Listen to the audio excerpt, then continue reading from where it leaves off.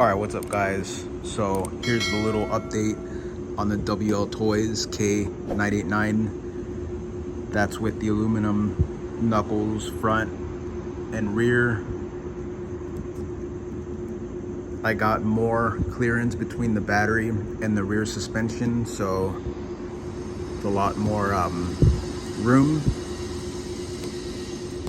The suspension is actually more free than the last time because I had actually filed a little bit more and sanded a little bit more on the upper arms and the lower control arms.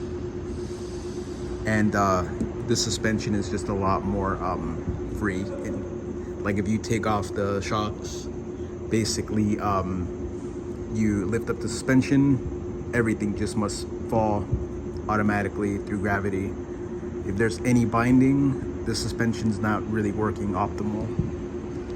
But yeah, so there it is right there. Dope little chassis. Two things I like about this chassis: high grip, 4-wheel drive. A lot of guys like drifting and rear-wheel drive. I kind of just like the quick acceleration, point and shoot type of RC.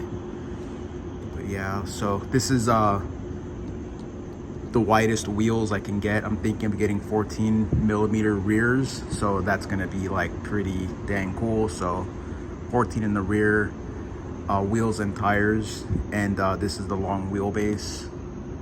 And yeah, so I'm still on obviously the same 2-in-1. It's a receiver and ESC, electric speed control right here.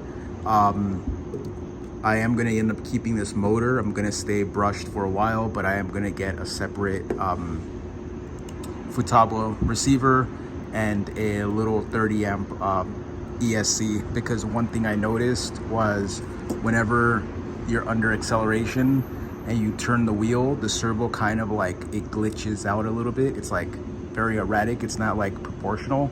I'll give a little example of that right now. All right, so kind of got on a little stand right there. So as you could see, got the transmitter right there.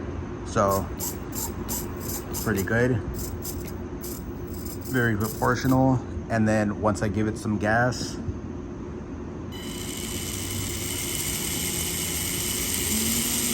you can see how choppy it is right there.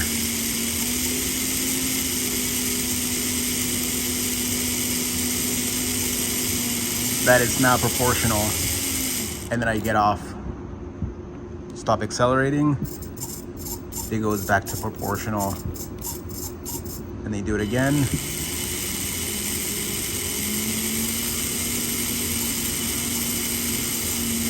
So yeah, so that's kind of annoying, because the main reason I believe is that when you when the receiver is, when the ESC is pulling current for the motor, it's not supplying enough for the servo right here, and that's what causes it to kind of like be a little bit glitchy. But besides that, you know, it's a pretty good setup. You know, it's a toy. It's not gonna be, you know, something pro, but it's something I definitely wanna, you know, upgrade later. But yeah, so there it is right there.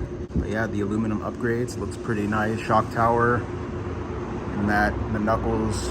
But yeah. All right, guys, so that's a little update on the car. Smash the like for another update. And yeah, about 2 or 3, maybe 4 more upgrades to this thing, and a few more modifications.